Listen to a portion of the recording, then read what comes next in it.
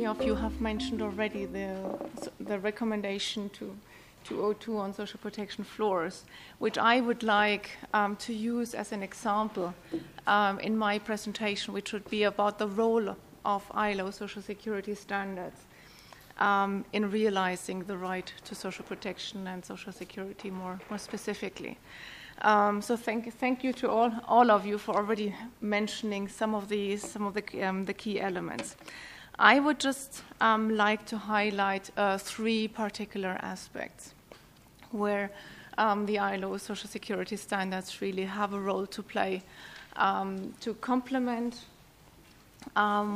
whatever comes from human rights, and also to kind of make it more concrete, to provide more concrete guidance in specific country situations.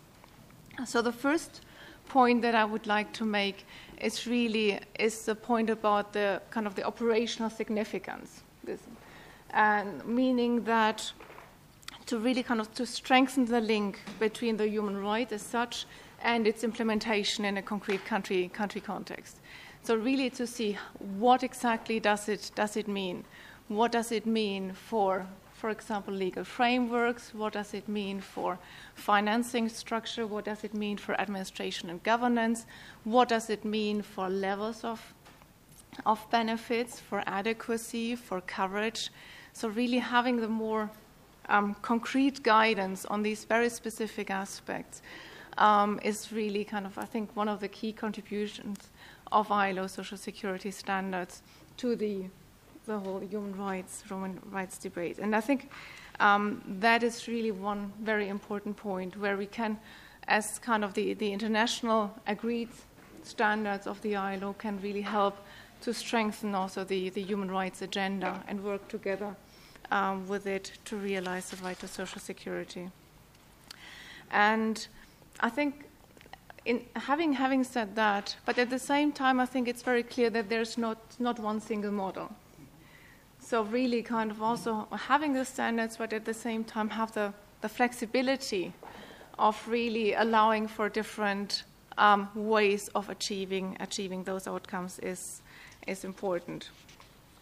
And in fact, the ILO social security standards have served as a reference even in countries that haven't ratified the conventions, but still the standards are being used all over the world as a reference in the development of national social protection systems, and I think as such play quite an important role in this development. The second point I would like to highlight is in a way how these standards come about. Actually, the ILO is an agency where around kind of the ILO's table, they're not just governments, but they're also workers and employers. And all of the ILO social security standards are being developed as a matter of consensus, or at least a very large majority of governments and employers and workers. And that ensures that there's a very broad perspective being taken into account. And this is not only this does not only show in the way how these standards are being adopted, but it also shows in the content and in the emphasis then on participation mechanisms when it comes to the development of national social protection systems. For example, if you have, as an example, in the recommendation 202, at various critical instances, it foresees the kind of a national dialogue that includes obviously the employers and workers' representatives, but not only, but it also includes a range of other stakeholders. And I think this is a very important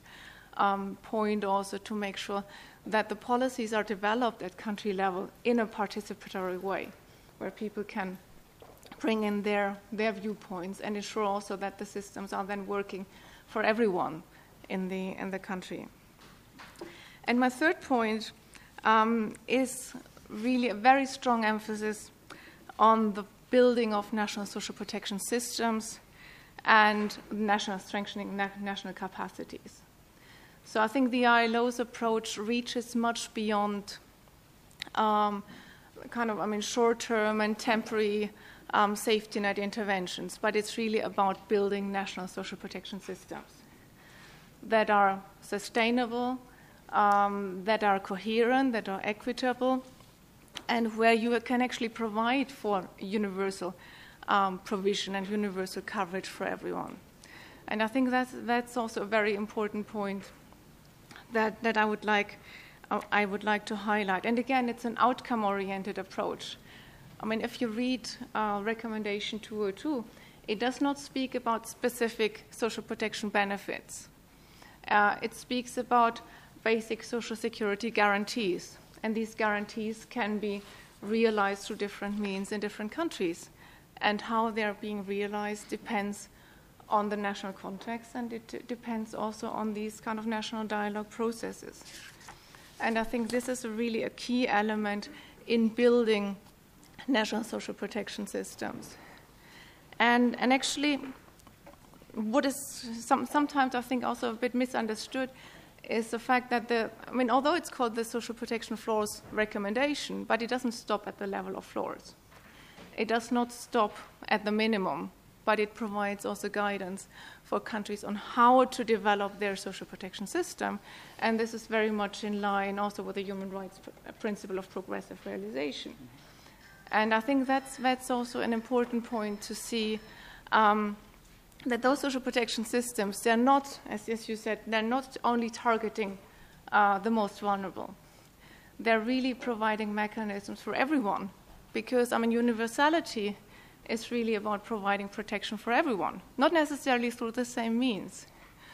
But it's really important that everyone is being protected. So it's not just an approach for poverty reduction, but it's an approach for the prevention of poverty, and it's an approach for the reduction of inequalities, and it's an approach really for social justice.